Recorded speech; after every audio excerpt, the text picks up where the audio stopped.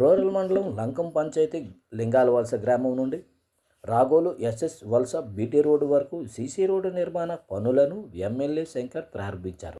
ఈ సందర్భంగా ఎమ్మెల్యే మాట్లాడుతూ లింగాలవలస గ్రామం నుండి శ్రీకాకుళం వచ్చేందుకు 4 కిలోమీటర్ల మేర దూరం తగ్గుతుందని పేర్కొన్నారు. 38 లక్షల బీబీజీ రామ్జీ నిధులతో చేపట్టిన సీసీ రోడ్డు నిర్మాణం జరుగుతున్నదని, ప్రజలకు మెరుగైన రహదారి సౌకర్యాలు కల్పించేందుకు కూటమి ప్రభుత్వం కృషి చేసిందని పేర్కొన్నారు.